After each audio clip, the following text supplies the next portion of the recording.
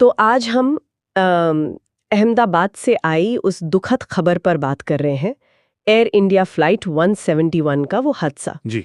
हमारे पास कुछ शुरुआती रिपोर्ट्स हैं, जांच से जुड़ी भी कुछ बातें पता चली हैं, तो कोशिश करते हैं समझने की कि हुआ क्या, जांच कहाँ तक पहुंची है और इसके मायने क्या हैं। बिल्कुल। ये घटना है 12 जून 2025 की। जी।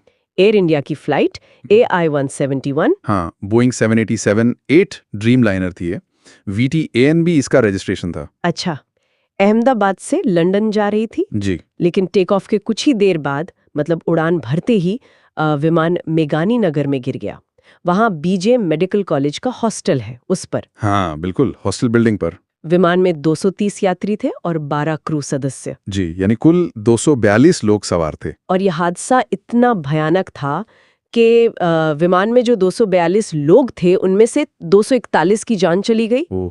और सिर्फ इतना ही नहीं, जमीन पर मतलब हॉस्टल में कम से कम 38 लोगों की मौत हो गई। बाप रे। तो कुल मिलाके 279 से ज्यादा जानें गईं। बहुत ही दुखद। बहुत ही ज्यादा दुखद था। लेकिन एक हैरानी वाली बात भी है इसमें। एक यात्री थे, ब्रिटिश नागरिक विश्वास कुमार रमेश। हाँ, मैंने भी पढ़ा उनके बारे में। वो एग्जिट रो पर बैठे थे और वो बच गए। चमत्कारी है। अब उनकी हालत स्थिर बताई जा रही है। ये तो वाकई चमत्कार है, इतने बड़े हादसे में। खैर, ये तो हुई घटना की बात। अब जांच का क्या स्टेटस है, क्या पता चल रहा है? जी हाँ, देखिए जांच तो फौरन शुरू हो गई थी। भारत की जो एजेंसी है, aircraft accident investigation bureau, AAIB। हाँ, AAIB। वो इसे लीड कर रही है और UK, US के एक्सपर्ट्स भी हैं और बोइंग के लोग भी शामिल हैं इसमें। अच्छा, सब मिलके जांच कर रहे हैं। जी, और अच्छी बात यह है कि दोनों ब्लैक बॉक्स मिल गए हैं। हाँ, वो बहुत जरूरी होते हैं, कॉकपिट वॉइस रिकॉर्डर और फ्लाइट डेटा रिकॉर्डर। बिल्कुल। CVR और FDR, उनसे ही पता चलता है कि कॉकपिट में क्या बात हो रही थी और प्लेन के सिस्टम कैसे काम कर रहे थे। उनका एनालिसिस चल रहा है अभी। तो क्या शुरुआती तौर पे किसी वजह पर शक जा रहा है, मतलब कुछ अंदाजा लग रहा है? देखिए, शुरुआती जो शक है वो एक बहुत ही रेयर सिचुएशन की तरफ जा रहा है। Dual engine power failure. दोनों इंजन का एक साथ फेल हो जाना। जी हाँ, मतलब दोनों इंजनों ने एक साथ काम करना बंद कर दिया हो। ये 787 जैसे मॉडर्न विमानों में बहुत ही असामान्य माना जाता है। हाँ, ये तो मैंने भी सुना है कि बहुत रेयर होता है। बिल्कुल। इसके अलावा ये भी देखा जा रहा है कि कहीं फ्लैप्स में या लैंडिंग गियर में या फिर रख रखाव मतलब मेंटेनेंस में कोई कमी तो नहीं रह गई थी। तो इन सब एंगल से जांच हो रही है। दोनों इंजनों का एक साथ फेल होना, ये तो काफी गंभीर लगता है। बहुत गंभीर। इसीलिए ब्लैक बॉक्स का डेटा, फिर वो जो CCTV फुटेज मिले हैं घटनास्थल से, जो चश्मदीद हैं उनके बयान, विमान के मेंटेनेंस लॉग्स, इन सब की बारीकी से जांच हो रही है। तो रिपोर्ट कब तक आने की उम्मीद है? उम्मीद है कि अगले 3 महीनों में एक प्रिलिमिनरी मतलब शुरुआती रिपोर्ट आ जाएगी। अच्छा।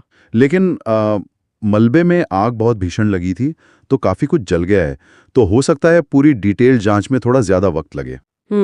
और यहाँ एक और बात जो गौर करने वाली है और दुखद भी, कि 2007 में जब से ये 787 ड्रीम लाइनर आया है, हाँ, ये इसका पहला फेटल एक्सीडेंट है, मतलब जिसमें किसी की जान गई हो।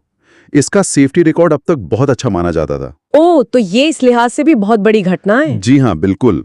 तो फिर इस हादसे के फौरन बाद क्या कदम उठाए गए हैं सेफ्टी को लेकर? हाँ, तो जैसे ये हादसा हुआ, भारत का जो एविएशन रेगुलेटर है, DGCA, हाँ, directorate general of civil aviation. जी, उन्होंने फौरन एक्शन लिया। एयर इंडिया के पास जितने भी बोइंग 787 ड्रीम लाइनर हैं, शायद 33 हैं। हाँ, 33। उन सभी के तत्काल इंस्पेक्शन के ऑर्डर दिए हैं और एडिशनल मेंटेनेंस चेक्स भी करने को कहा है। ये एक एहतियाती कदम है।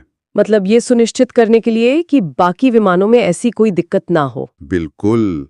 और इसी से जुड़ी एक और खबर है कि हांगकांग में भी इसी दौरान एक दूसरी 787 फ्लाइट को किसी तकनीकी खराबी के कारण वापस लौटना पड़ा था। अच्छा। हाँ, तो ये सब दिखाता है कि रेगुलेटर्स कितने सीरियस हैं इसको लेकर। सही बात है। सरकार की तरफ से भी कुछ हुआ है? जी, सरकार ने भी एक हाई लेवल कमेटी बनाई है। वो एयरलाइन सेफ्टी प्रोटोकॉल्स को रिव्यू करेगी और उन्हें और मजबूत करने के उपाय सुझाएगी।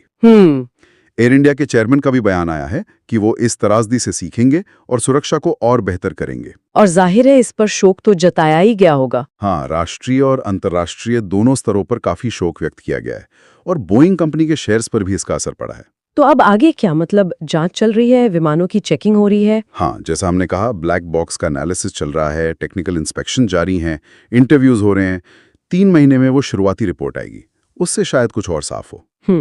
पर जो सबसे बड़ा सवाल है अब, वो ये कि बोइंग 788 जैसा इतना मॉडर्न, इतना टेक्नोलॉजी वाला विमान आखिर कैसे इस तरह के भयानक हादसे का शिकार हो गया।